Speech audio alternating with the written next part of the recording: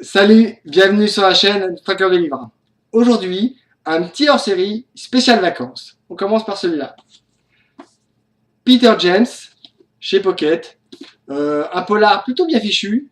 Un enterrement de vie de garçon. 4 potes, dont un qui va méchamment déguster parce que, a priori, il a bien fait des farces terribles à ses potes qui ont bien essayé de se venger. Ils le font boire comme un trou.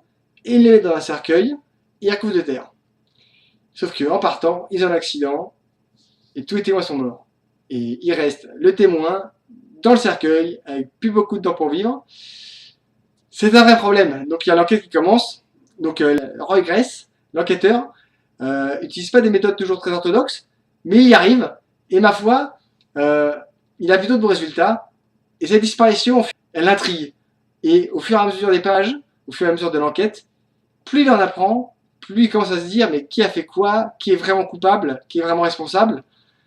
Jusqu'au bout, j'ai attendu les dernières pages pour respirer parce que on suit les heures qui tournent en même temps avec celui qui est retenu dans ce cercueil. Imaginez-vous un cercueil allongé comme ça, sans pouvoir bouger, sans rien pouvoir faire. Et c'est juste très bien fait.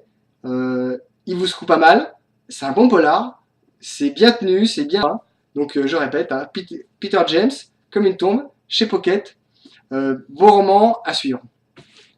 Après, cette nuit-là, j'ai lu. J'ai déjà fait une petite vidéo dessus. Pareil, hein, une gamine, 14 ans, qui a fait le mur, qui se réveille un matin, et plus personne chez elle. Et 25 ans plus tard, un petit coup de fil, elle va relancer un peu l'histoire. Donc elle a passé de nombreuses années à se dire qu'elle était coupable de tout. Et au fur et à mesure, tout recommence. Pourquoi ses parents sont plus là, pourquoi son petit frère a disparu. Pareil, là c'est super bien amené, c'est mené tambour battant, bien écrit, bien tenu. On suit cette héroïne, on a vraiment envie de découvrir ce qui se passe. Alors il y a des choses dont éventuellement, à force de lire, peut-être on subodore, mais je vous assure, c'est que le début du commencement de ce qui va vraiment arriver. Donc c'est un très très bon polar qui vous tient en haleine du début à la fin, et on se termine, on se dit ah bah dis donc, il y en a qui ont l'imagination. C'est un fait, cette femme, Linwood Barclay, a beaucoup d'imagination. Donc maintenant, pareil, David Baldacci, une tricherie parfaite, un super livre, un super bouquin, un thriller d'action, suspense. En plus, il fallait quand même oser parce que Baldacci, c'est quand même pas n'importe qui. Et là, il a quand même fait un thriller sur la base du loto. Il a osé truander le loto. C'est le loto, quoi. On espère tous gagner. Enfin, moi, j'espère. Je joue 2 euros. J'espère que je vais gagner 180. L'argent fait pas le bonheur, mais il contribue. Non, mais vraiment un super roman d'action, de suspense, de thriller. Très bien fait, très bien tenu, qui vous tient bien en haleine avec des personnages qui sont très forts, bien tordus, tout ce qu'il faut. Donc un très bon roman à lire du début à la fin. Donc je vous le remontre. David Baldacci, une triche si parfaite. Très bon auteur, très bonne histoire. Le premier que j'ai fait, hein, Michel Folco, 2 bouquins, Allô et Allô, En avant comme avant. Là c'est chez Point. Alors, qu'est-ce que je pourrais vous dire d'autre de ce que je vous ai déjà dit, à part que c'est un super roman historique, avec plein de rebondissements, des personnages attachants, le héros principal très très attachant, avec cette fratrie, c'est en même temps ces animaux autour qui nous rapprochent. Moi j'ai vraiment adoré ce bouquin, cette histoire, ces 2 bouquins, cette histoire que je trouve absolument... Je trouve cette histoire fabuleuse. Donc lisez-la, entrez dans son monde, comme moi je l'ai fait, un super moment. L'Ange de Whitechapel, chez Pocket. Roman historique. C'est un très bon roman. C'est une jeune femme qui rêve, qui veut devenir médecin et qui doit renoncer à ses rêves aristocratiques, ou tout du moins à ce qu'il attendait. Elle renonce à tout ce qu'elle pouvait avoir pour devenir médecin, pour aider les autres, pour venir en aide aux autres. Donc le fameux serment d'Hippocrate, qui plus est pour une femme. C'est juste quelque chose de très très compliqué à son époque. Et passionnant, un très bon roman historique, mais il est très très bon, très bien fait, très bien écrit. Moi j'ai pris beaucoup de plaisir à le lire. Il est dense, il est multiple, avec des vrais personnages qui ont du corps, qui ont de la présence, et ça donne au livre une dimension vraiment humaine, en plus de l'histoire, qui est vraiment très chouette. Tous des rats. Alors là, comment vous dire, Barbara Serranella, c'est au seuil. En général, c'est un petit peu raide comme histoire, mais moi, l'histoire, je l'ai adorée. Munch, c'est une petite nana qui a vécu tout ce qui était possible de vivre du côté obscur de la force. Hein. Elle a tout eu depuis qu'elle était enfant jusqu'à jeune femme. Mais qui a ce petit grain de folie qui dit bah, je vais vivre maintenant. Je vais arrêter de me calmer, je vais arrêter d'être une junkie, je vais arrêter de faire tout ce qu'il y a et je vais m'en sortir. Mais elle se met dans une situation impossible et forcément, bah, y a la police qui enquête. Et donc, parallèlement, il y a l'enquête du policier et il y a cette reconstruction de cette jeune fille. En même temps, qui est haute comme trois pommes, mais qui est capable de démonter un carburateur et un moteur toute seule, sans demander d'aide de personne.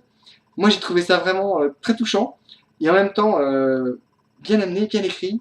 On tient l'histoire, on est tenu du début à la fin. Moi, j'ai vraie surprise parce que, je leur montre, tous des rats, Barbara Serranella, chez Seuil. Donc j'ai bien aimé parce qu'on s'y attend pas. Et malgré l'histoire dure, je le répète, hein, c'est pas simple, il y a des morts, il y a la drogue, il y a des junkies, il y a la prostitution, il y a tout ce qu'il est possible d'avoir dans ce type de roman. Mais en même temps, il y a cette héroïne qui est vraiment sympa. Et là, le voleur devant, j'ai rien fait encore sur lui, je me réserve un moment pour vous en parler. Un super roman historique avec la marine, des guerres, des batailles, les chevaliers, les épées, la mer, les codes de la chevalerie, les codes de la marine. Un super roman, lisez-le, je vous le remontre. Le voleur de vent, Frédéric H. Fajardi, c'est chez J.C. Lattès, je l'ai lu de nombreuses fois. Le résumé, ça ne sert pas à grand chose pour le moment, je vous en parlerai un petit peu plus tard. Lisez-le, on en parle, un super roman. Alors, on a encore ça, et après j'arrête.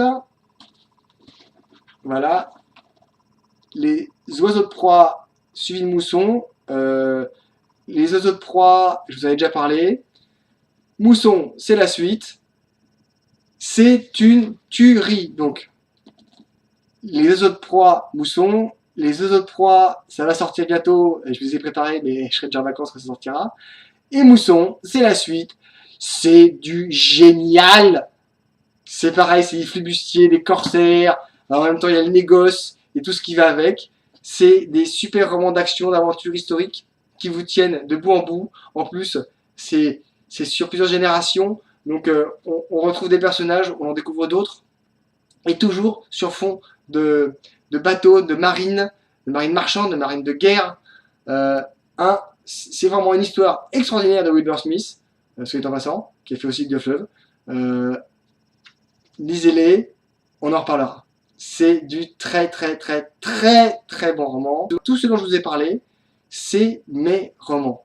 C'est des romans que j'adore, que j'ai lus de nombreuses fois à chaque fois, parce que des romans de ce calibre-là, il n'y en a quand même pas des masses. Là, je vous en ai présenté plusieurs, des très bons. Donc passez de bonnes vacances, lisez bien, on pourra en reparler. Likez, commentez, partagez, abonnez-vous. Moi, je pars bientôt en vacances. Ma valise est presque finie. Pendant les vacances, j'ai mis des vidéos qui vont sortir au fur et à mesure. Comme ça, et ben hop, je pourrais vous en montrer. Mais moi, je vais partir un petit peu et lire, parce que j'ai plein de livres aussi à lire. Et à bientôt. Au revoir. Bonnes vacances.